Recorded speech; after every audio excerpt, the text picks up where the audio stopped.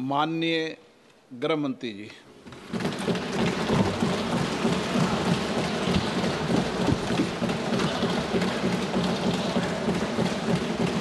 सम्माननीय अध्यक्ष जी, मैं आज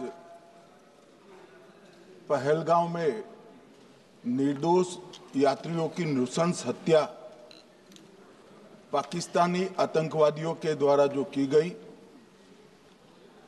और उसके जवाब में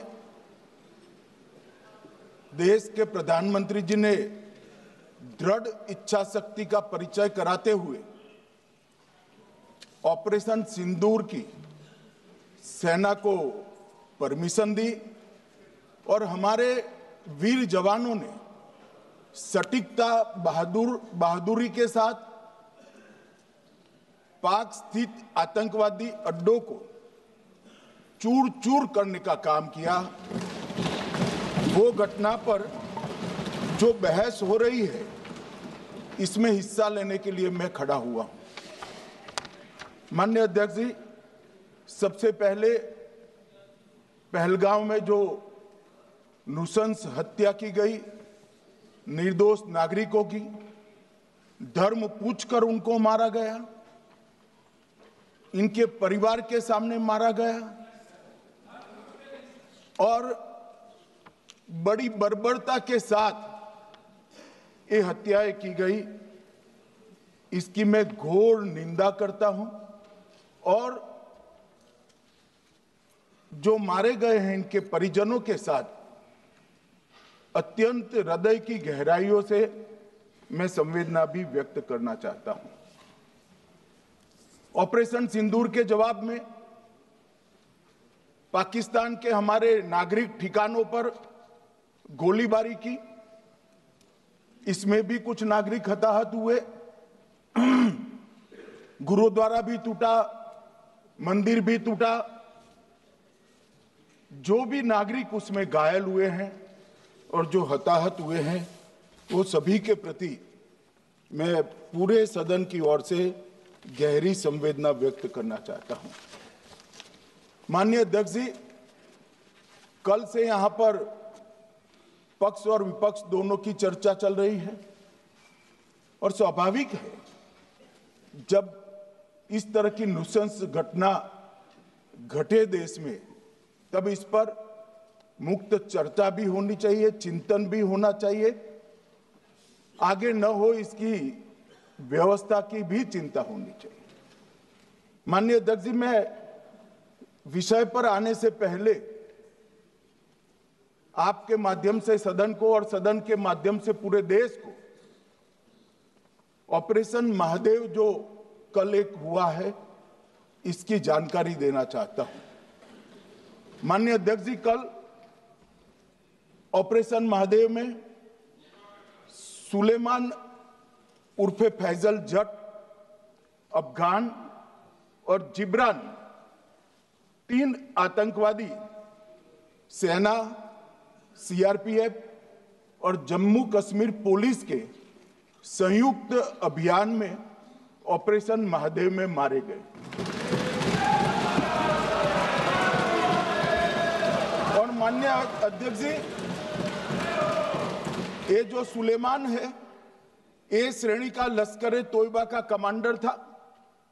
पहलगाम हमले में और गगनगिर आतंकी हमले में वो लिप्त था। इसके ढेर सारे सबूत हमारी एजेंसियों के पास है।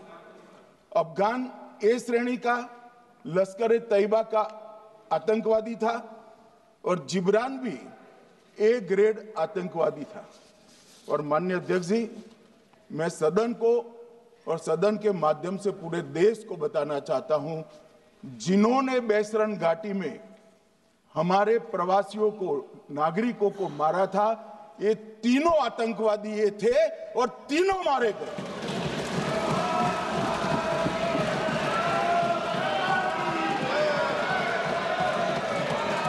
और मान्यवर, मैं आज इस सदन के माध्यम से सेना के पैरा 4 सीआरपीएफ के सारे जवान जो अभियान में शामिल थे और जम्मू कश्मीर पुलिस के जो जवान थे, वो सभी को सदन और पूरे देश की ओर से बहुत बहुत साधुवाद देना चाहता हूं। माननीय अध्यक्ष जी, मैं इस ऑपरेशन महादेव के बारे में थोड़ा डिटेल में बताना चाहूंगा। ऑपरेशन महादेव की शुरुआत 22 मई 2025 को, एक प्रकार से तो जिस दिन हत्या हुई थी उसी दिन रात को 22 मई 2025 को हुई। जिस दिन हत्या हुई थी उसी दिन रात को एक सुरक्षा मीटिंग की गई थी जम्मू कश्मीर में। ये पूछ रहे थे, कोई गए नहीं, सिर्फ राहुल गांधी गए। अब आपकी आंख कौन से चश्मे से देख रही है मुझे मालूम नहीं। माननीय अध्यक्ष जी, 1 बजे हमला हुआ, मैं 5:30 बजे श्रीनगर में उतर चुका था। माननीय अध्यक्ष जी,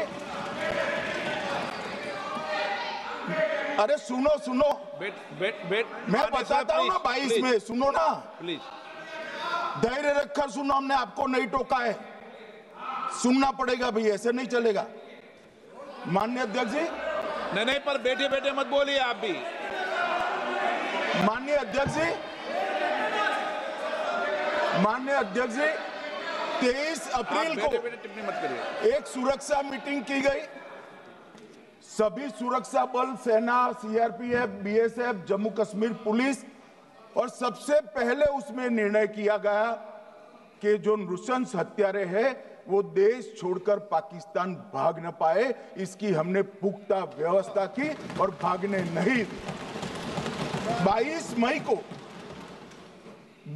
मई को आईबी के पास एक ह्यूमन इंटेल आई और एक क्षेत्र के अंदर, दाची गांव क्षेत्र के अंदर आतंकवादियों की उपस्थिति की सूचना मिली। आईबी और सेना द्वारा दाचीकाम क्षेत्र में अल्ट्रा सिग्नल कैप्चर करने के लिए जो इंस्ट्रूमेंट हमारी एजेंसियों ने बनाए हैं, इसके द्वारा इस सूचना को पुख्ता करने के लिए मई से 22 जुलाई तक लगातार प्रयास किए गए। ठंड में ऊंचाइयों पर हमारे सेना के अधिकारी पैदल इनके सिग्नल प्राप्त करने के लिए घूमते रहे, आईबी के अफसर भी घूमते रहे, सीआरपीएफ भी घूमती रही, और मान्यवर 22 जुलाई को हमें सफलता मिली। सेंसर्स के माध्यम से आतंकवादी होने की पुष्टि मिल गई। तब 4 पैरा जो हमारी सेना का एक हिस्सा है, उसकी नेतृत्व में 4 पैरा के जवान, सीआरपीएफ के जवान और जम्मू कश्मीर पुलिस के जवान मान्यवर एक साथ ये आतंकवादियों को घेरने का काम किया। सेना, सीआरपीएफ, जम्मू कश्मीर पुलिस की मीटिंग भी की गई। जो 5 ह्यूमन एसेट से उनको भी वहां भेजा गया, और कुल मिलाकर कल जो ऑपरेशन हुआ, इसमें हमारे निर्दोष नागरिकों को मारने वाले तीनों आतंकी मौत के घाट उतार दिए। मान्यवर, तीनों के नाम मैंने बताए हैं, सुलेमान उर्फे फैजल जट, अफगान और जिब्रान। मान्यवर, वो तो एक आशंका थी कि यही लोगों ने घटना की है, मगर मैं बाद में एनआईए की जांच पर आता हूं, एनआईए ने पहले से ही इनको, जिन्होंने आसरा लिया था, वो लोगों को गिरफ्तार कर रखा था। उनको खाना पहुंचाने वाले लोगों को अपने कब्जे में रखा था। तो जब आतंकवादियों के शव श्रीनगर आए, इनसे पहचान कराई गई। 4 लोगों ने पहचान लिया, यही 3 लोग थे जिन्होंने पहलगांव में आतंकी घटना को, मगर हमने इस पर भी भरोसा नहीं किया मान्यवर, कोई जल्दबाजी नहीं की।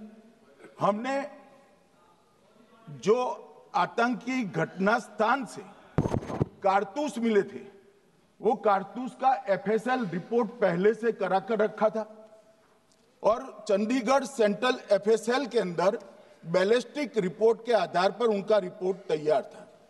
जब ये कल आतंकवादी मारे गए, इनकी 3 राइफलें पकड़ी गई।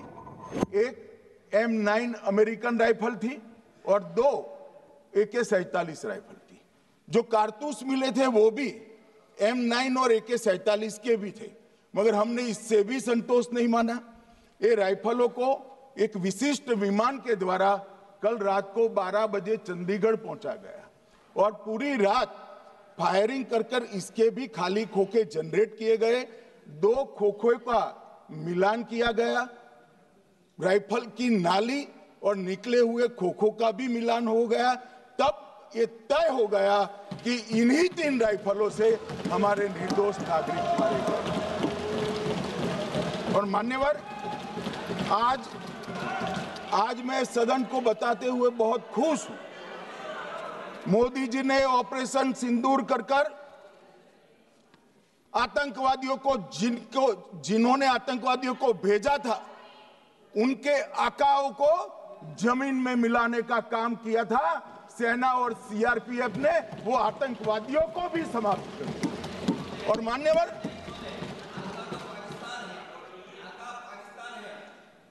कौन पाकिस्तान से आपकी बात होती है क्या? अरे बैठ जाओ भाई।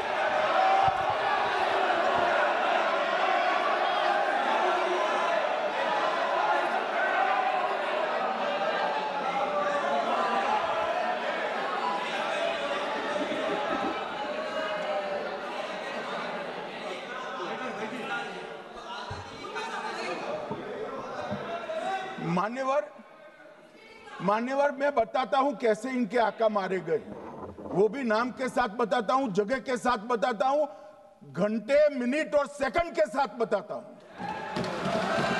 मान्यवर, मैं तो अपेक्षा करता था कि जब ये सूचना सुनेंगे पक्ष विपक्ष में खुशी की लहर दौड़ जाएगी, मगर ये स्याही पड़ गई इनके चेहरे। ये क्या है मान्यवर? किस तरह की पॉलिटिक्स? भाई, आतंकवादी मारे गए, आपको इसका भी आनंद नहीं है?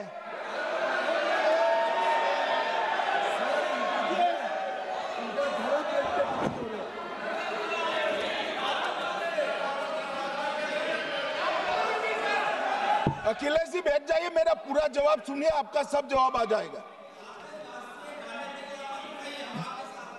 भाई, आप आतंकवादियों का धर्म देखकर दुखी मत होइए।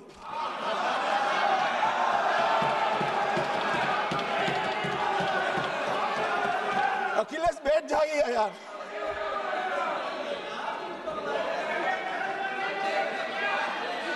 अखिलेश जी बैठ जाइए।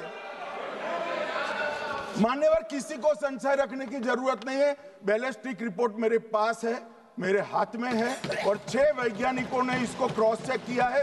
सुबह 4:46 पर फोन पर मुझे 6 ने वीडियो फोन पर कहा है कि 100% वही गोलियां हैं जो वहां चलाई।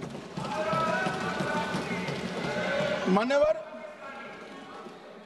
ये हमारे देश की सेना, सीआरपीएफ और जम्मू कश्मीर पुलिस, ये तीनों का एक साझा बहुत बड़ा कामयाबी है, जिस पर 140 करोड़ को नाज होना चाहिए, देश की जनता को नाज। मान्यवर, मैं तो गया था वहां पर जब ये घटना हुई। दूसरे दिन इनके परिजनों को मिला था। 6 दिन की शादी वाली बच्ची विधवा होकर मेरे सामने खड़ी थी। आज तक मैं वो दृश्य नहीं भूल सकता।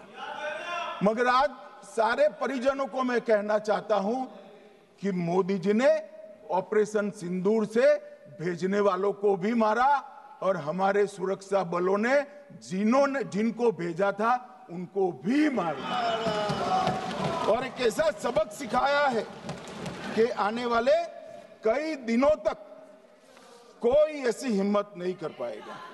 मान्यवर, मैं थोड़ा एनआईए की जांच के बारे में भी बताना चाहूंगा।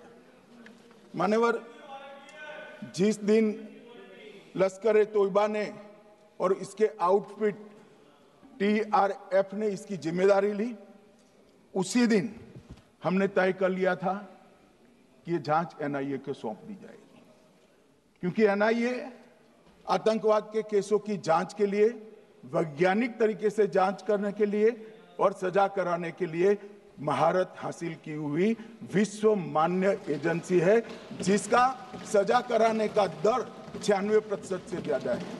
मान्यवर, हमने तुरंत ही इसकी जांच एनआईए को दे दी। हमने पूरी व्यवस्था की।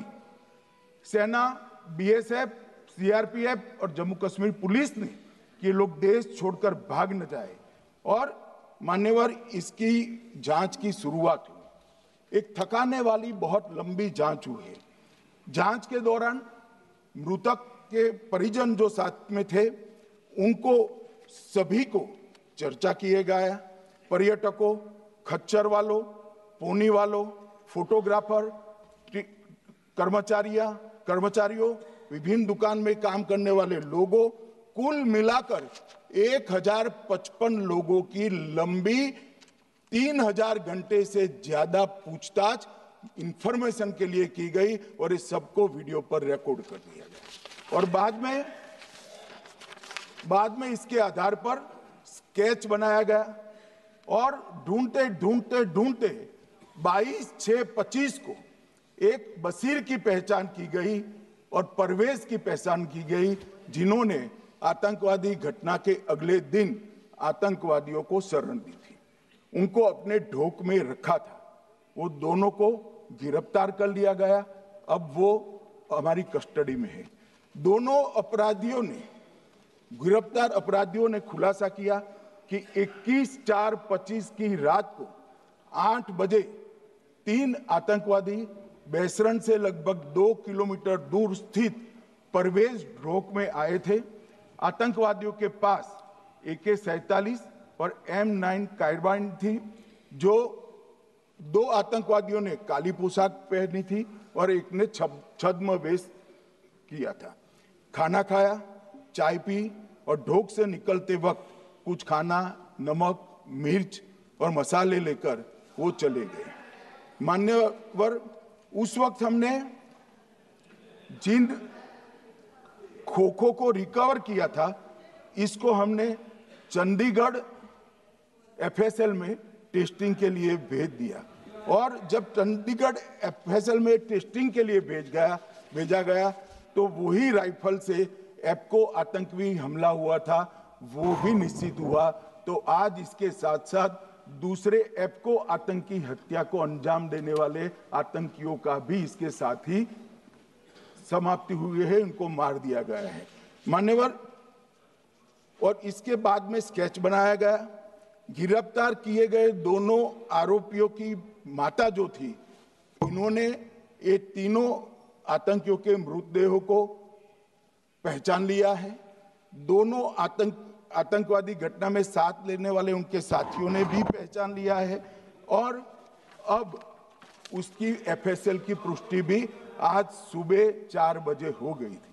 अब मैं जांच का पूरा ब्यौरा बताना चाहता हूं। मान्यवर, ये हमले में 3 पाकिस्तानी आतंकवादी थे। हमले में 2 AK-47 और 1 M9 कार्बाइन का प्रयोग किया गया था।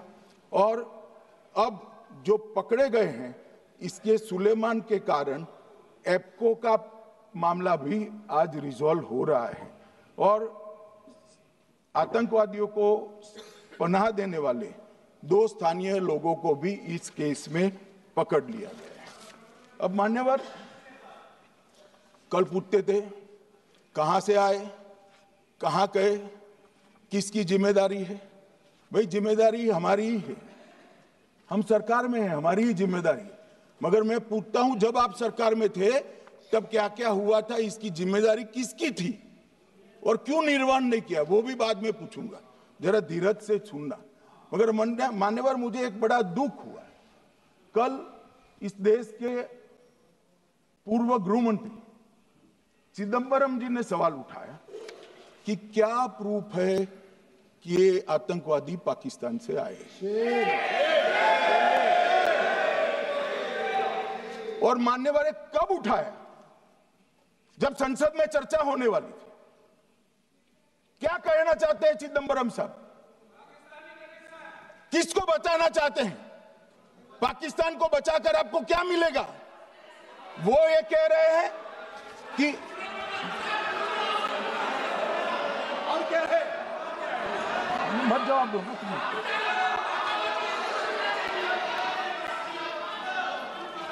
मान्यवर हमारे पास, मैं आज चिदंबरम साहब को कहना चाहता हूं, मैं आज चिदंबरम साहब को आपके माध्यम से कहना चाहता हूं, हमारे पास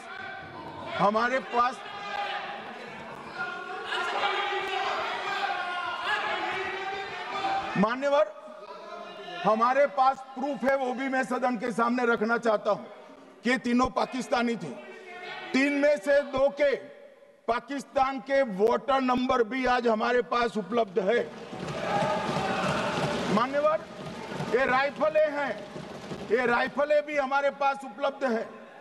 इनके पास से जो चॉकलेटें मिली हैं, वो चॉकलेटें ढोक में से मिली, वो भी पाकिस्तान की बनाई हुई चॉकलेट है। मान्यवर ये कहते हैं कि पाकिस्तानी नहीं थे, इसका मतलब पूरी दुनिया के सामने इस देश का एक पूर्व गृह मंत्री पाकिस्तान को क्लीन चिट दे रहा है। और मान्यवर वो पाकिस्तानी आतंकवादी नहीं थे, ऐसा बोलकर श्री चिदंबरम अगर पाकिस्तानी आतंकवादी नहीं थे तो पाकिस्तान पर हमला क्यों किया, वो भी सवाल खड़ा कर रहे हैं। मान्यवर आज पूरी दुनिया ने हमारे संसद सदस्य गए थे, स्वीकारा था कि हमला पाकिस्तान ने किया है। और इस देश का गृह मंत्री जो कांग्रेस पार्टी से आता है, वो कहता है कि क्या सबूत है? अरे मुझसे मांगते, मैं दे देता। टीवी से मांगते हैं, पूरी दुनिया के सामने उजागर करते हैं, शख्स सुबह खड़ा करते हैं। पाकिस्तान को बचाने का इनका ये षड्यंत्र आज 130 करोड़ लोग जान रहे हैं। बच नहीं पाओगे आप लोग, बच नहीं पाओगे। मान्यवर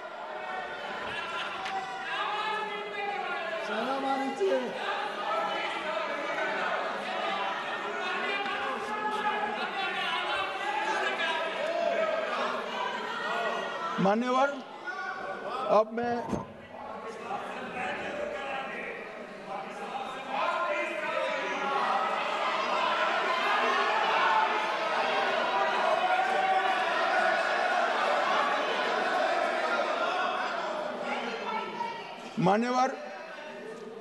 मैं पहलगांव आतंकी हमला और ऑपरेशन सिंदूर, ये दोनों घटनाक्रम के लिए मान्यवर ये अभी से थक जाते हैं।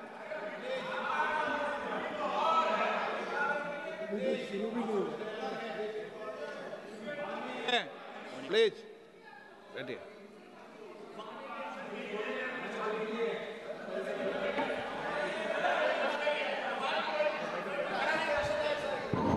मान्यवर मैं आपके माध्यम से कहना चाहता हूं, थोड़ा धैर्य रखे भैया, अभी तो शुरू हुआ है, अभी तो शुरू हुआ है।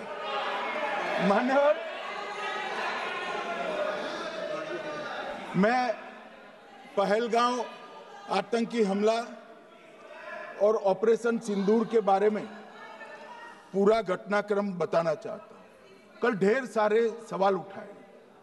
वैसे तो मुझे लगता था कि कल रक्षा मंत्री जी के भाषण के बाद शायद कांग्रेस पार्टी सपोर्ट में भाषण देना शुरू करेगी और अगर थोड़ी बहुत जनता की इच्छा की परख होती तो वो ही करते, मगर नहीं करा। क्योंकि रक्षा मंत्री जी ने बहुत बारीकी से ऑपरेशन सिंदूर की सफलता, इसकी जरूरियात, इसकी प्रासंगिकता और इसके परिणाम, इसके बारे में बहुत अच्छे तरीके से सदन के माध्यम से पूरी देश की जनता के सामने रखा जाता है। मगर फिर भी उन्होंने बहुत सारे सवाल किए। अब सवाल किए हैं तो मुझे जवाब देना भी पड़ेगा, उनको सुनना भी पड़ेगा। मान्यवर, मैं पूरा घटनाक्रम बताना चाहता हूं। मान्यवर, 22 अप्रैल को पहलगांव में आतंकवादी हमला हुआ। इसमें 26 लोग मारे गए, 25 भारतीय और 1 नेपाली नागरिक।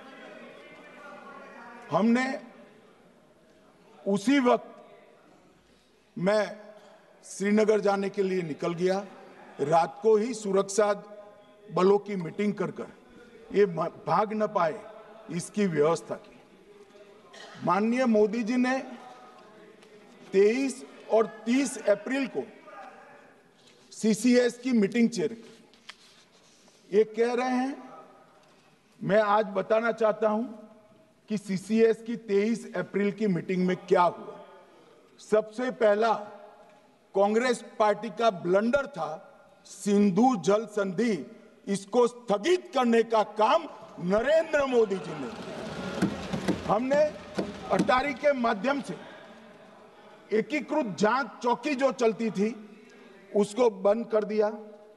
पाकिस्तानी नागरिकों के सार्क वीजा को सस्पेंड कर सभी को वापस पाकिस्तान भेजने का काम किया। पाकिस्तान स्थित उच्चायोग में रक्षा, सैन्य, नौसेना के सलाहकारों को अवांछनीय व्यक्ति घोषित किया। संख्या को 55 से घटाकर 30 किया और सीसीएस ने ये संकल्प लिया कि जहां पर भी ये आतंकवादी छुपे हैं उनको और उनकी ट्रेनिंग करने वाले अड्डों को सेना, पुलिस, सीआरपीएफ, बीएसएफ उचित जवाब देगी। मान्यवर, जिस तारीख को ये हुआ उसी दिन ये निर्णय हो चुका। मान्यवर, इसके बाद में कल गोगाई जी कहते थे मोदी जी 24 को पहलगाम जाने की जगह बिहार गए। सुनो यार। मान्यवर, मोदी जी जब ये पहलगाम घटना हुई यहां नहीं थे, विदेश में थे। आने के बाद तुरंत सीसीएस बैठक की और मोदी जी जिस दिन बिहार गए उस दिन पहलगाम में कुछ नहीं, कोई नहीं था, सिर्फ राहुल गांधी थे। सारे लोग चले गए थे, सारे लोग वहां से अपने अपने ठिकाने पर चले गए थे। मगर इन्होंने एक बात कही, उस पर मेरी आपत्ति है। मान्यवर, उन्होंने कहा 24 अप्रैल को चुनावी भाषण किया। मान्यवर, देश का नेतृत्व करने वाले देश के प्रधानमंत्री की फर्ज होती है कि देश की संप्रभुता पर, देश के नागरिकों पर अगर ऐसा जघन्य हमला होता है तो जनता की भावनाओं के अनुरूप जवाब देना चाहिए। मान्यवर, मैं आज आपकी परमिशन से मोदी जी के बिहार भाषण के कुछ अंश पढ़ना चाहता हूं। कोट अनकोट है। 22 अप्रैल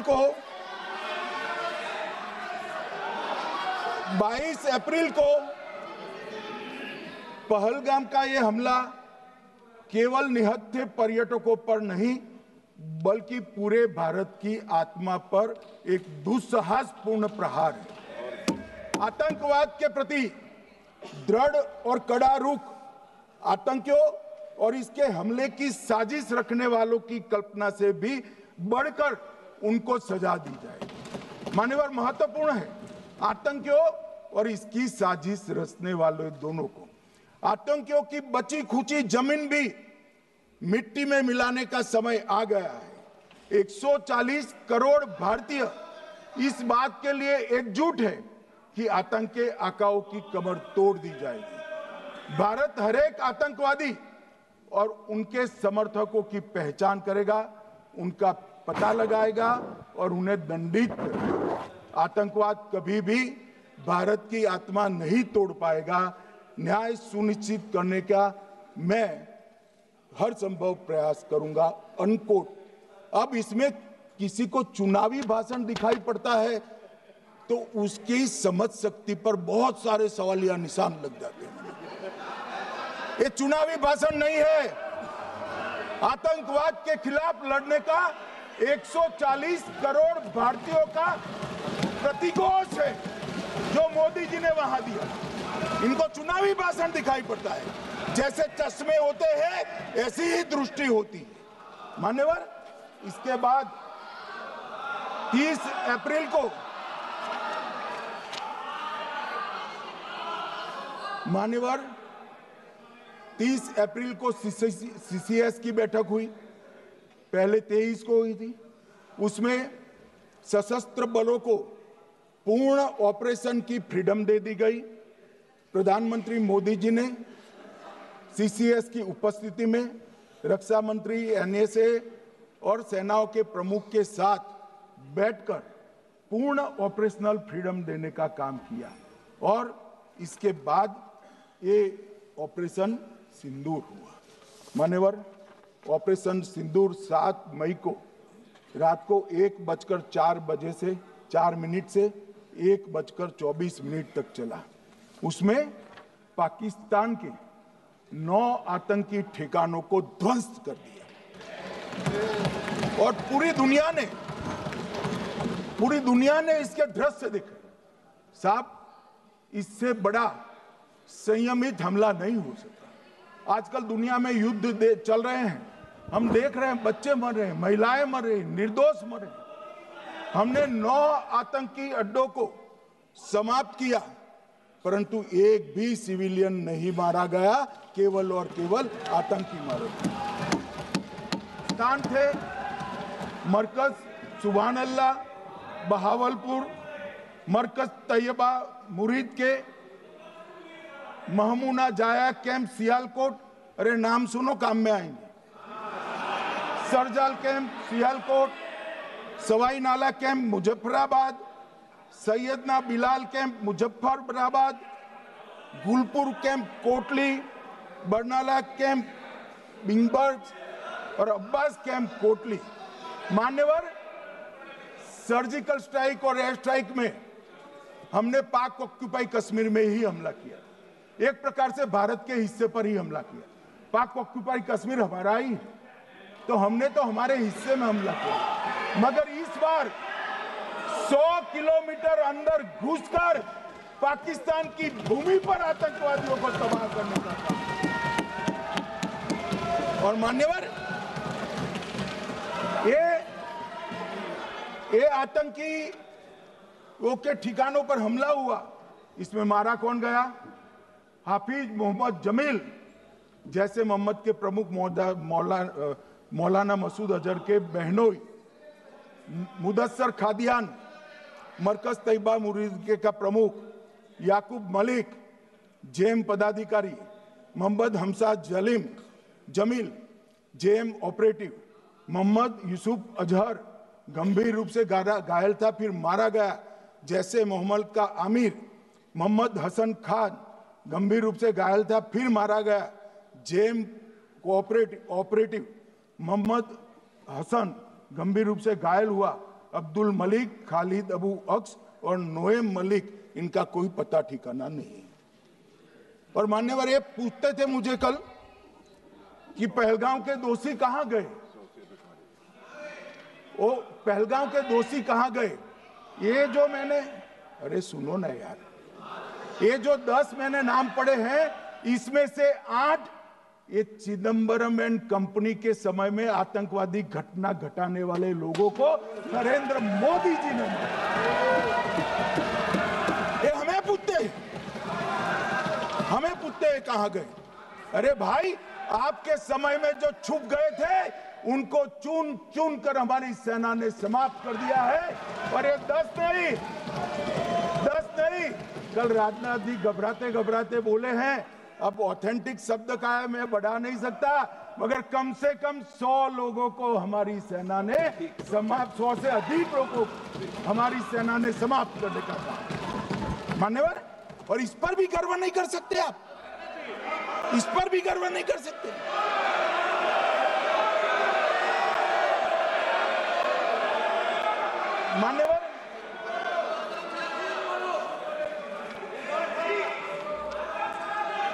मान्यवर, 7 मई को 1:26 पर 22 मिनट पर ये हमारा काम समाप्त हो गया। हमारे डीजीएमओ ने उनके डीजीएमओ को बता दिया कि भाई हमने आतंकवादी हमलों पर स्थानों पर सिर्फ हमला किया है, इनके हेडक्वार्टर पर हमला किया है, जो हमारा आत्मरक्षा का अधिकार है। पूरी दुनिया इसको एक्नॉलेज करती है। ऐसा नहीं हो सकता है मनमोहन सिंह के समय की तरह कि वो आकर मारेंगे और हम चुपचाप बैठे रहेंगे और जाकर चर्चा करेंगे। नरेंद्र मोदी सरकार, ऐसा नहीं हो सकता। डोजियर भेजते रहेंगे। मान्यवर, उरी में हमला हुआ, हमने सर्जिकल स्ट्राइक किया। पहलगाम में हमला हुआ, एयर स्ट्राइक करा, और अरे पुलवामा में हुआ, एयर स्ट्राइक करा, और पहलगाम में हमला किया। 100 किलोमीटर अंदर जाकर 9 अड्डों और 100 से ज्यादा आतंकवादियों को समाप्त। मान्यवर, अब देखें, हमने तो हमला किया था पाकिस्तान स्थित टेररिस्ट ठिकानों पर। अब पाकिस्तान से गलती हो गई। टेररिस्ट ठिकानों पर जो हमला किया था उसको वो अपने पर का हमला मान बैठे और पूरी दुनिया में कहते थे कि हमारा टेररिज्म से कोई लेन देन नहीं है। ये तो अब ऐसे ही ग्रुप करते, हम तो विक्टिम है, जो मनमोहन सिंह ने सर्टिफाइड भी कर दिया था कि ये भी विक्टिम है। मान्यवर, मगर दूसरे दिन इनकी श्रद्धांजलि का कार्यक्रम हुआ और पाकिस्तान को मालूम नहीं पड़ा कि ये पूरी दुनिया देखेगी। सेना के आला अफसर उनके नमाजे जनाजा में उपस्थित हुए, उनके जनाजे को कंधा दिया और ये सारे आतंकवादियों के जनाजे के जुलूस के अंदर पाकिस्तानी सेना, इनके अफसर, आईएसआई के अफसर, वहां की पुलिस के अफसर अश्रुभीनी आंख के साथ जुड़े थे। और मान्यवर, ये सिंदूर ने पाकिस्तान को पूरी दुनिया में एक्सपोज कर दिया कि पाकिस्तान के अंदर टेररिज्म स्टेट स्पॉन्सर्ड टेररिज्म है। ये पूरी तरह से, मान्यवर, पूरी तरह से एक्सपोज हो गया। 8 मई को पाकिस्तान ने हमारे रिहायशी इलाकों में हमला किया, हमारे सेना के अड्डों पर हमला किया, मगर एक भी मिसाइल से उनका कुछ नुकसान नहीं कर पाई। बहुत नजदीक से की हुई गोलाबारी के कारण हमारे एक गुरुद्वारा टूटा, एक मंदिर टूटा, कुछ हमारे नागरिक हताहत हुए। और दूसरे दिन 9 मई को मोदी जी ने सेना को हुक्म दिया, एक मीटिंग करी, राजनाथ जी, मोदी जी, एनएसए, सेना के सारे अध्यक्ष, और जवाब देने का तय किया और उनके 11 एयरबेस को क्षतिग्रस्त करने का काम किया। मान्यवर, 8 एयरबेस इतने सटीक तरीके से तोड़े गए, पाकिस्तान की पूरी एयर डिफेंस सिस्टम धरी की धरी रहेगी, कुछ नहीं कर पाई।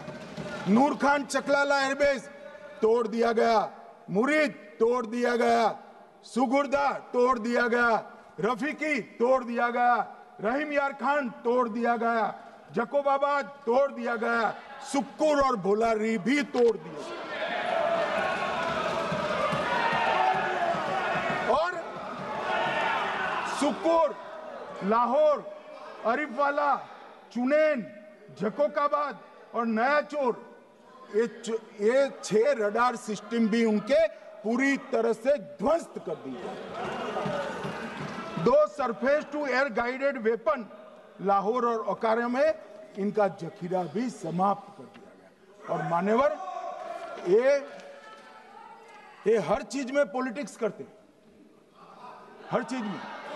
जब उन्होंने हमारे रिहायशी इलाकों पर हमला किया, फिर भी हमने इनके रिहायशी इलाकों पर हमला नहीं किया, सिर्फ इनके एयरबेस और एयर डिफेंस सिस्टम को निशाना बनाया और उनकी आक्रमण करने की क्षमता को पंगु कर रख दिया। हमारी पूरी सेना, पूरी वायुसेना, पूरी नौसेना अक्षुण्ण थी और उनकी हमला करने की क्षमता को हमने छिन्न विछिन्न कर दिया।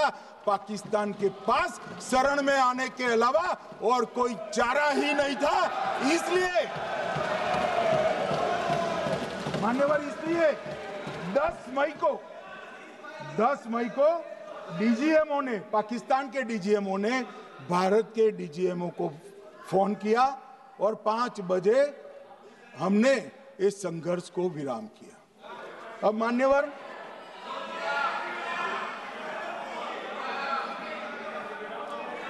ये लोग कल सवाल उठा रहे थे कि इतनी अच्छी पोजीशन में थे, आपने युद्ध क्यों नहीं किया? युद्ध के कई परिणाम होते हैं मान्यवर, करना न करना वो सोचकर करना पड़ता है। मगर मैं इसी देश के इतिहास से कुछ घटनाएं बताना चाहता हूं। 1948 में मान्यवर, कश्मीर में हमारी सेनाएं निर्णायक बढ़त पर थी। सरदार पटेल ना बोलते रहे, जवाहरलाल नेहरू जी ने एक तरफा युद्ध विराम कर दिया। और मान्यवर, मैं बड़ी जिम्मेदारी के साथ कहता हूं, मैं इतिहास का विद्यार्थी हूं। पाक ऑक्यूपाई कश्मीर का अगर अस्तित्व है तो जवाहरलाल नेहरू जी की ये युद्ध विराम के कारण है। इसका जिम्मेदार जवाहरलाल नेहरू है। मान्यवर, 1960 में सरदार पटेल ने विरोध किया था, गाड़ी लेकर आकाशवाणी तक गए थे, घोषणा न करते, दरवाजे बंद कर दिए थे। मान्यवर, 1960 में सिंधु जल पर भौगोलिक व रणनीतिक रूप से हम बड़े मजबूत थे और उन्होंने सिंधु समझौता क्या किया? 80% भारत का पानी पाकिस्तान को दे दिया। मान्यवर, 62 के लड़ाई की बात मैं बाद में करता हूं। 65 की लड़ाई में हाजीपीर जैसे स्ट्रेटेजिक जगह पर हमने कब्जा किया था। 66 में उसको लौटा दिया गया। मैं 71 के युद्ध की भी बात करना चाहता हूं। मान्यवर, 71 में कल राजनाथ जी ने भी बताया, पूरे देश ने इंदिरा जी का समर्थन किया था। उन्होंने पाकिस्तान के 2 टुकड़े कर दिए। बहुत बड़ी विजय थी भारत की और सदियों तक भारत इस विजय पर गर्व करेगा। हम सब भी करते हैं, हमें कोई आपत्ति नहीं। मगर हुआ क्या मान्यवर? युद्ध की विजय की चकाचौंध में क्या हुआ? 93 हजार युद्धबंदी हमारे पास थे, 93 हजार, और 15,000 वर्ग किलोमीटर क्षेत्र पाकिस्तान का हमारे पास था। 93 हजार युद्धबंदी उस वक्त की पाकिस्तान की सेना का 42% और 15,000 वर्ग किलोमीटर क्षेत्र।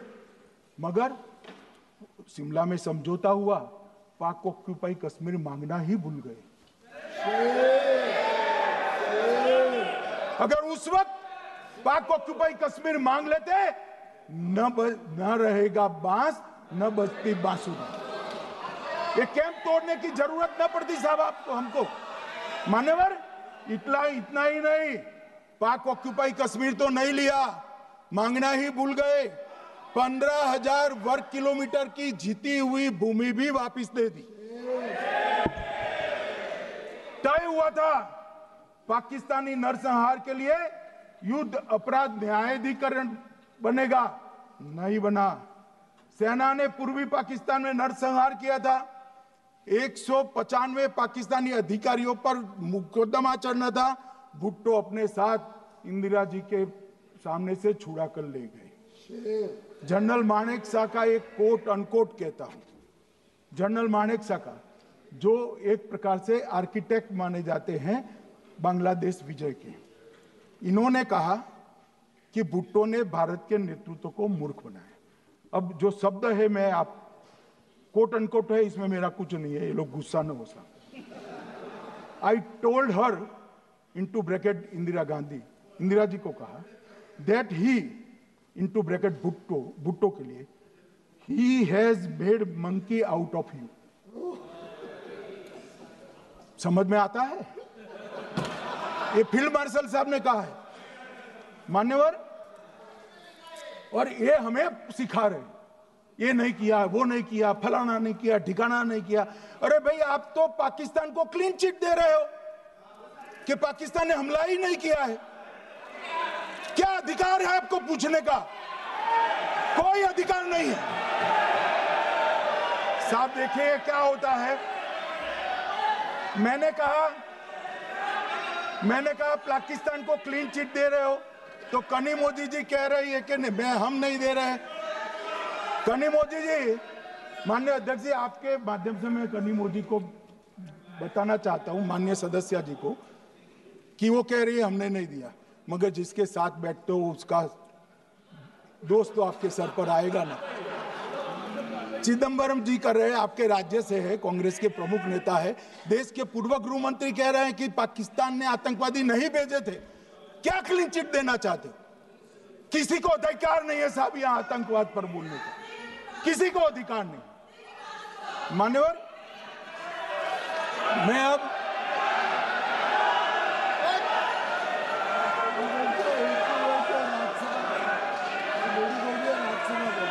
मान्यवर, मैं उनको बताना चाहता हूं, अभी आधा भी नहीं हुआ है, जरा सुनो।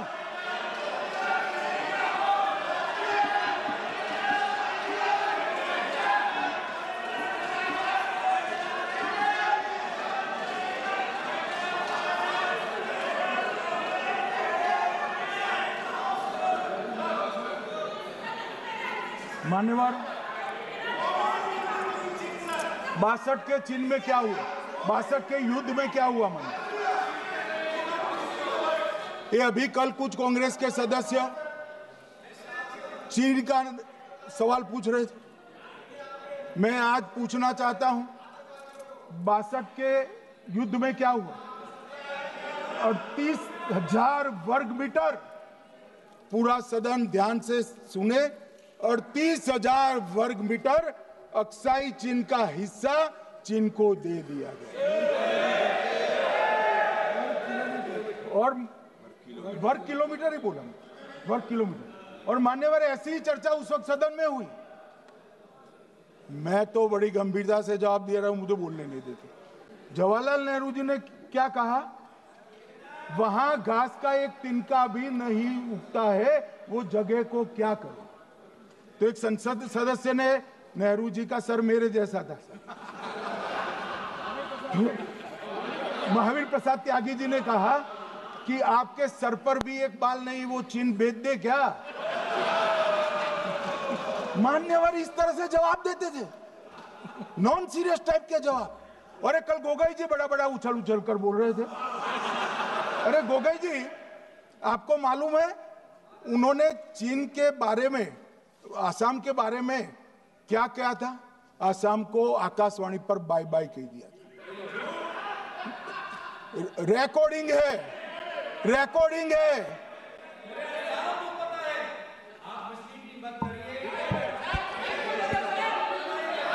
मान्यवर, मैं भी सहमत हूं, पूरे आसाम को पता है। मान्यवर,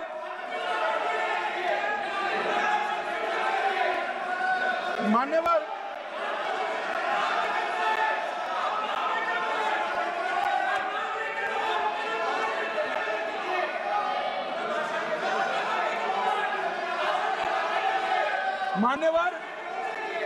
मुझे मालूम है पूरे आसाम को पता है, इसीलिए तो वो विरोध पक्ष में बैठे वहां पर आसाम में, पूरे आसाम को पता है।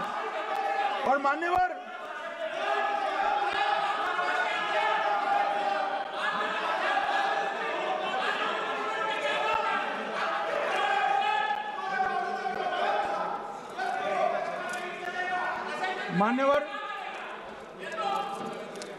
मान्यवर, जोर से बोलने से सत्य को छिपाया नहीं जा सकता।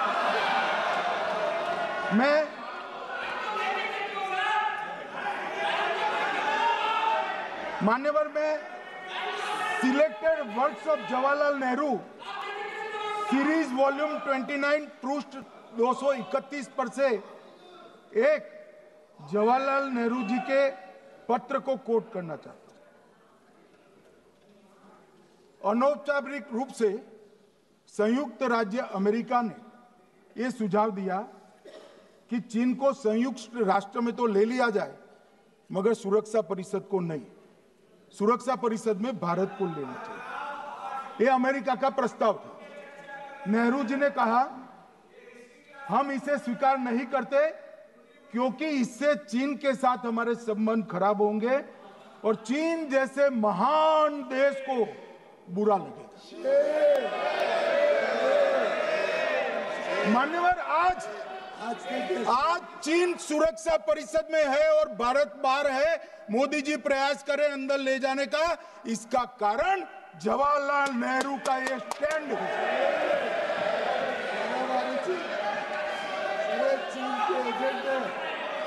और मान्यवर, ये तो पीढ़ी दर पीढ़ी चलता आ रहा है। राजीव गांधी फाउंडेशन ने चीन के साथ एमओयू कर दिया। अब कहते नहीं है कि एमओयू में क्या था, ये तो बताओ भाई, क्या एमओयू किया था राजीव गांधी फाउंडेशन ने? और जब डोकलाम में हमारे सेना के जवान चीन की सेना के सामने आंख में आंख डालकर बैठे थे, वो चीन के राजदूत के साथ राहुल गांधी मीटिंग कर रहे थे।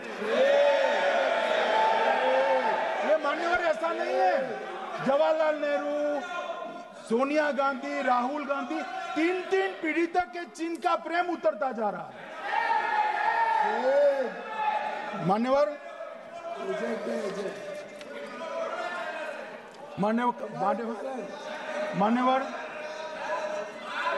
मैं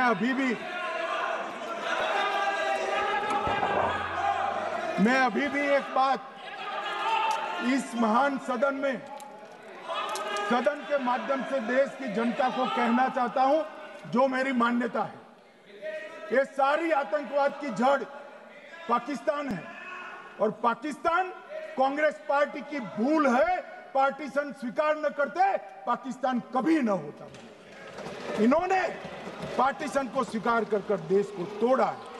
मान्यवर, कल विदेश मंत्री जी बता रहे थे शर्म अल शेख सम्मेलन का बलूचिस्तान ब्लंडर, जिसने पाकिस्तान को हमारे साथ चर्चा करने के लिए इक्वल फुटिंग पर ला दिया।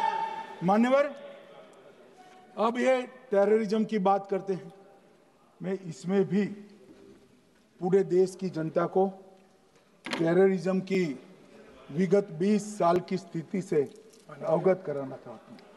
मान्यवर, अटल जी की सरकार थी। 2002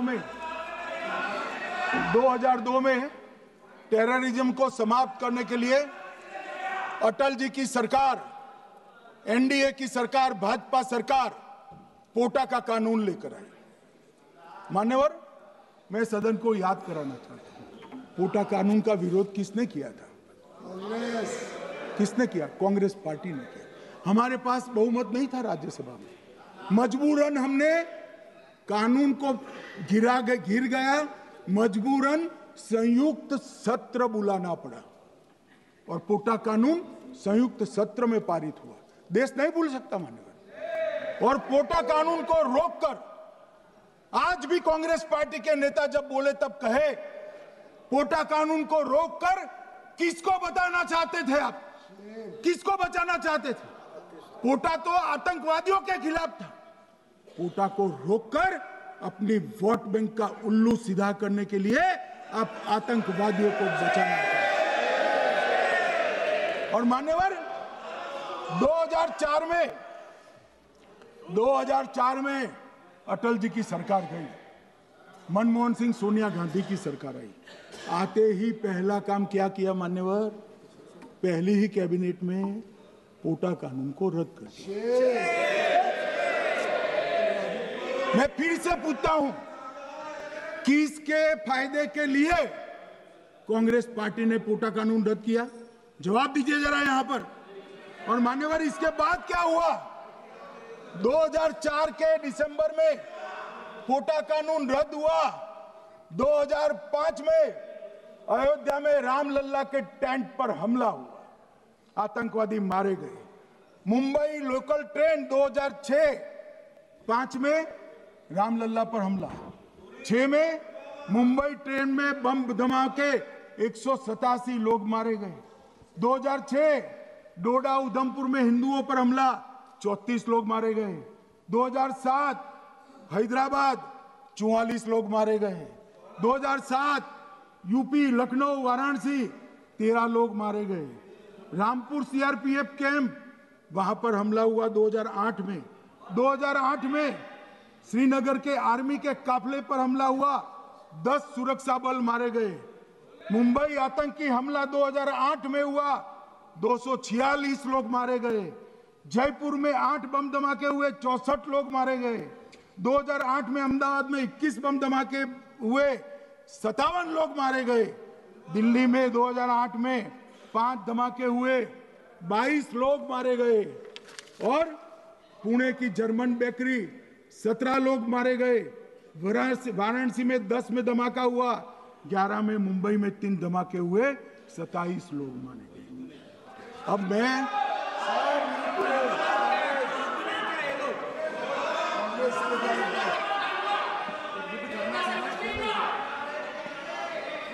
मान्यवर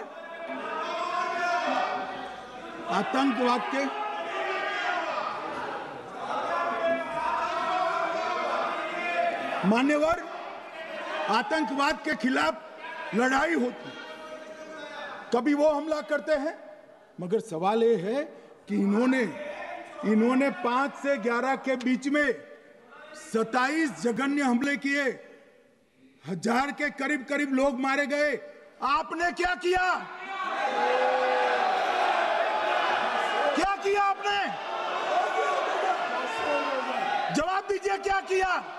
और मैं राहुल गांधी जी को चैलेंज देना चाहता हूं, इन्होंने इस आतंकवादी हमलों के खिलाफ उनकी सरकार ने जो कदम उठाए, यहां खड़े रहकर हिम्मत से बताए देश की जनता को, कुछ नहीं किया मान्यवर।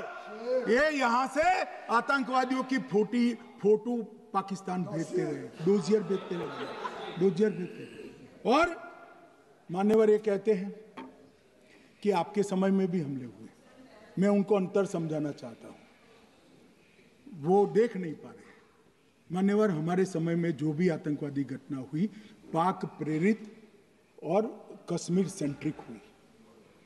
देश के हिस्से में 2004 से 2014 से 2025 तक एक भी घटना नहीं हुई है मान्यवर। ये नरेंद्र मोदी सरकार है मान्यवर। और कश्मीर में भी आज स्थिति ऐसी हुई है, उनको पाकिस्तान से आतंकवादी भेजने पड़ते हैं। कश्मीर में आतंकवादी अब हमारे नहीं बनते हैं मान्यवर। और मैं सलमान खुर्शीद जी को भी याद करना चाहता हूं। एक बार मैंने बड़े सवेरे में नाश्ता करता था, टीवी पर उनको रोते हुए देखा। मुझे लगा क्या हुआ, कोई बड़ी घटना हो गई। तो रोते रोते वो श्रीमती सोनिया गांधी के घर से बाहर आ गए कि बाटला हाउस की घटना देखकर सोनिया जी फूट फूट कर रो पड़ी। अरे रोना था तो शहीद मोहन शर्मा के लिए रोते, बाटला हाउस के आतंकवादियों के लिए रोना आता है। और मान्यवर हमें पूछते हैं कि आपने क्या किया। कोई अधिकार नहीं है पूछने का, कोई अधिकार नहीं है मान्यवर। और ये हमें पूछते थे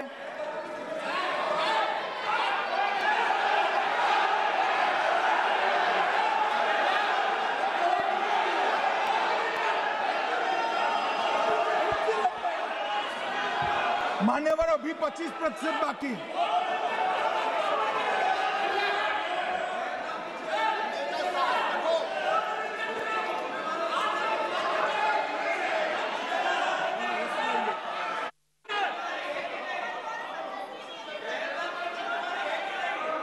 बैठिए, जवाब दे रहे हैं ना, आपका जवाब दे रहे हैं आपका। पहलगांव के बाद जो घटनाक्रम घटित, उसका जवाब दे दिया ना माननीय गृह मंत्री जी ने। आपने पूछा आतंकवादियों क्या हुआ, आतंकवादियों का जवाब दे दिया। क्या पूछना चाहते हैं आप? आपने हर सवाल पूछा, हर सवाल जवाब सुनिए। माननीय गृह मंत्री जी।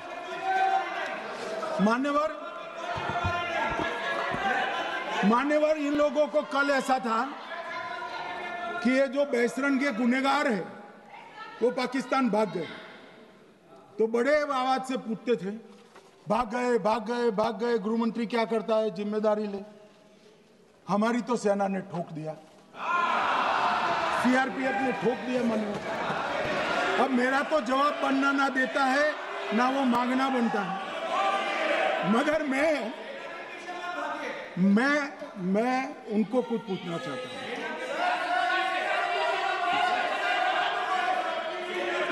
मान्यवर,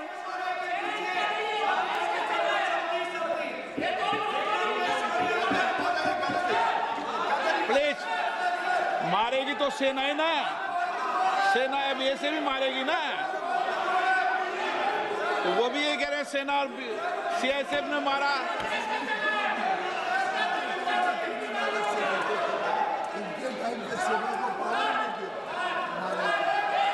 मान्यवर, ये कहते हैं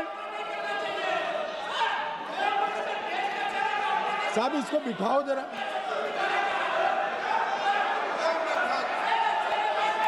हाँ, प्लीज बैठिए बैठिए बैठिए बैठिए बैठिए।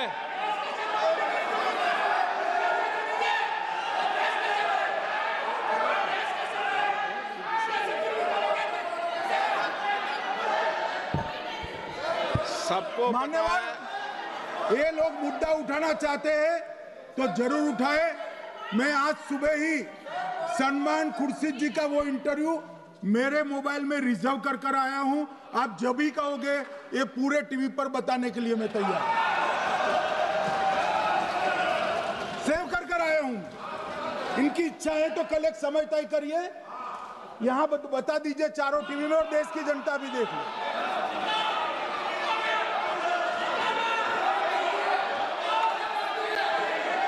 मान्यवर कह रहे हैं बताओ, आप बताओ, बताना है या नहीं बताना, नहीं पूछो ना उनको। Please please.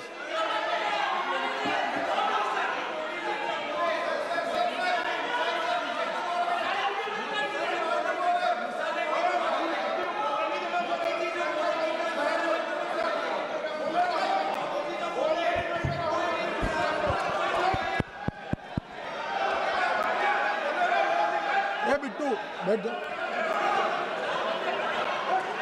मान्यवर, ये पूछ रहे थे कि क्यों भाग गए। अब मेरा समय काफी जाया गया, मैं जरा संक्षिप्त में कहता हूं, घटनाओं पर नहीं जाओ। दाऊद इब्राहिम कासकर 1986 में भागा, श्री राजीव गांधी की सरकार। सैयद सलाउद्दीन 93 में भागा, कांग्रेस की सरकार। टाइगर मेमन 93 में भागा, कांग्रेस की सरकार। अनीस इब्राहिम कासकर 93 में भागा, इनकी सरकार। रियाज भटकल 2007 में भागा, इनकी सरकार। इकबाल भटकर 2010 में भागा, इनकी सरकार। मिर्जा सादा बेग 2009 में भागा, इनकी सरकार। अब मान्यवर, मेरा तो जवाब मांग लिया, हमारे सुरक्षा बलों ने मेरा जवाब भी दे दिया, अब राहुल गांधी इसका जवाब दे।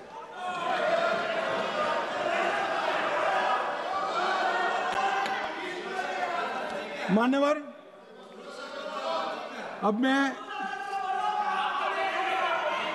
कश्मीर के विषय में मैं बात करना चाहता हूं। कल कहते थे कि गृह मंत्री ने भाषण किया था कि 370 की कलम जाएगी तो आतंकवाद कम हो जाएगा। क्या हो? मान्यवर, मेरा हिसाब देना बनता है। हम भारतीय जनता पार्टी के कार्यकर्ता हैं, ये नरेंद्र मोदी जी की सरकार है, हम जवाबदेह होते हैं जनता के प्रति, संसद के प्रति और देश के हितों के प्रति। मैं आज देश की जनता के सामने 2004 से 14 और 2015 से 25 10-10 साल का लेखा जोखा रखना चाहता हूं। 2004 से 14 में अखंड सोनिया मनमोहन की सरकार थी 10 साल तक, और 15 से 25 अखंड रूप से नरेंद्र मोदी जी की सरकार। कश्मीर में टेरर इंसिडेंट 7,217 हुए थे 2004 से 14 में। 70% की कमी के साथ 2150 हो गए 1525। नागरिकों की मृत्यु 2004 से 14 में 1770 हुई, 2015 से 25 में कम होकर 357 हो गई, 80%। सिक्योरिटी फोर्सेस की मृत्यु 1060 हो गई उस वक्त, और हमारे समय में 542 हुई, और टेररिस्टों की मृत्यु में 123% की वृद्धि हुई। ये हमें पूछ रहे हैं क्या हुआ? आंकड़े से भाग नहीं सकते भाई, आंकड़े से भाग नहीं सकते। और अब मैं कहता हूं कि धारा 370 ने कश्मीर में आतंकवादी इकोसिस्टम को नष्ट कर दिया है, जिस धारा 370 को आपने इतने साल तक बचा कर। हमने जीरो टेरर प्लान बनाया है, एरिया डोमिनेशन प्लान बनाया है, मल्टी लेवल डिप्लॉयमेंट किया है, सुरक्षा जेलें बनाई हैं, 98% ट्रायल अब वीडियो पर हो रहे हैं, हमने संचार साधन बसाए हैं, और 702 फोन विक्रेता जेल में डाले, 2667 सिम कार्ड बन गए। हमने, एक जमाना था साहब 10-10 हजार लोगों के जनाजे निकलते थे, पूरे देश ने घटनाएं देखी होगी, बुरहान वानी मर गए, फला मर गए, ढिका मर गए, 10-10 हजार। अब जो मारा जाता है उसको वही दफना दिया जाता है। किसी भी आतंकवादी को उसका महिमा मंडन करने के लिए जनाजे की इजाजत नरेंद्र मोदी के शासन में नहीं। मान्यवर, आतंकवादियों के सगे वाले और समर्थक चुन चुन कर हमने नौकरियों से निकाले, पासपोर्ट रद्द कर दिए हैं, गवर्नमेंट कॉन्ट्रैक्ट रद्द कर दिए हैं, 75 से ज्यादा आतंकी समर्थकों को कोर्ट से ऑर्डर लेकर सरकार से बर्खास्त कर दिया गया है। बार काउंसिल उनके समर्थकों से भरी थी, सस्पेंड कर नया लोकप्रिय चुनाव हमने कराया है। मान्यवर, कई संगठन बैन करे, मैं बाद में बताता हूं। विशेष यूएपीए अदालतें बनाई हैं, लगभग मार्च 22 से 25 के बीच में यूएपीए के 2267 मामले हमने जब्त किए हैं, दर्ज किए हैं, 374 कुर्की किए हैं। और परिणाम क्या है मान्यवर? ये पूछ रहे हैं परिणाम क्या है? शुतुरमुख वृत्ति से अगर मिट्टी में सर रखकर बैठोगे तो कुछ नहीं, सूर्य भी नहीं दिखेगा। मान्यवर, परिणाम आया है। पहले ऑर्गेनाइज टाउन पेल्टिंग साल की 2654 होती थी एवरेज इनकेस में। कितनी मान्यवर? 2654 पथराव होते हैं, 2024 में 0 हो गए। मान्यवर, ऑर्गेनाइज हड़ताल पाकिस्तान से ऐलान करते थे, घाटी बंद रहती थी। पाकिस्तान की भी हिम्मत नहीं है, घाटी में भी हिम्मत नहीं है। इनके समय में साल में 132 दिन घाटी बंद रहती थी, अब ऑर्गेनाइज हड़ताल 3 साल से 0 है। मान्यवर, टाउन पेल्टिंग में नागरिकों की मृत्यु हर साल 112 होती थी, 3 साल से नागरिकों की मृत्यु 0 है। मान्यवर, जख्मी होते थे 6235 लोग टाउन पेल्टिंग में, आज 0। मान्यवर, आज मैं बताता हूं, एक समय में हुर्रियत के नेताओं को यहां वीआईपी ट्रीटमेंट मिलती थी, हुर्रियत के साथ चर्चा करते थे, और ये हुर्रियत वाले आते थे, रेड कारपेट पूरा रोड खाली कर सीधा आता था, और मनमोहन सरकार के दूत इनके साथ चर्चा करते थे। सारे हुर्रियत के कंपोनेंट हमने बैन कर दिए हैं, सारे जेल की सलाखों के पीछे। हम कोई हुर्रियत से बात करना नहीं चाहते। मैं सदन में नरेंद्र मोदी जी की नीति दोहराना चाहता हूं। हुर्रियत टेररिस्ट संगठनों के आउटफिट है, हम इनसे बात नहीं करेंगे। हम अगर किसी से बात करेंगे तो घाटी के युवाओं के साथ बात करेंगे, हुर्रियत के साथ बात। मान्यवर, चुनाव के दौरान डर का माहौल होता था, अब 98.3% मतदान हुआ पंचायत चुनाव। कांग्रेस की बंद बहिष्कार का समय बंद हो गया। सेपरेटिस्ट बात करना चाहते थे, अब वो नहीं कर सकते। और मान्यवर, 2019 के बाद हमने कितने संगठन बैन करे, मैं बोलना चाहता हूं, थोड़ा समय चाहिएगा मान्यवर। The TRF, people's anti fascist front, Tahreek ul Mujahideen, Jamaat ul Mujahideen Bangladesh Hindustan, Jammu Kashmir Ghaznavi force, Khalistan tiger force, Hizb ut Tahrir, जमाते इस्लामी, जो जमाते इस्लामी ने पूरे पाकिस्तान के अंदर एक प्रकार से अलगाववाद का जहर घोला, वो जमाते इस्लामी आज बंद कर दिया गया। Jammu Kashmir Liberation Front, Jammu Kashmir Democratic Freedom Party, Muslim League Jammu Kashmir, Tehreek Hurriyat, Muslim Conference सुमजी गुट, Jammu Kashmir National Front, Jammu Kashmir People's Freedom League, Jammu Kashmir People's League, Jammu Kashmir Ittehadul Muslimeen Awami Action Committee, Sikhs for Justice और पॉपुलर फ्रंट ऑफ इंडिया को भी हमने बैन किया। और ये शांति ऐसे नहीं हुई है। और ये कहते हैं कि एक भी घुसपैठ नहीं होती है। कभी गए हो आप पाकिस्तान? तो कई बार गए हो गई आप सीमा पर गए हो?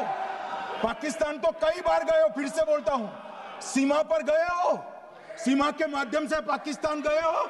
हमारे जवानों की कठिनाई देखो साहब, -43 डिग्री में पहाड़ पर रहकर नदी नालों के बीच में चौकी करते हैं। कोई घुस गया तो क्या हुआ? कोई घुस गया, वो बचेगा नहीं। यहां हम उसको या तो अरेस्ट करेंगे या तो एनकाउंटर में वो मारा जाएगा, बचेगा कोई नहीं। इनको सीमा की भौगोलिक कठिनाइयां मालूम नहीं। वहां मान्यवर कई नदी नाले हैं, वेग से पानी आता है, -46 डिग्री टेम्परेचर है, नीचे सुरंगें बनाते हैं। और ये तो ऐसे कह रहे हैं घुस गए। अरे भाई, आपके मन में तो, आपके समय में तो घुसने की जरूरत ही नहीं थी। आप बुलाते थे वीजा देकर, क्यों घुसेंगे? घुसने की जरूरत ही नहीं। जैसे आप पाकिस्तान जाते हो वैसे वो यहां आते। मानवर, अब ये कैसे हमें पूछ सकते हैं? मान्यवर,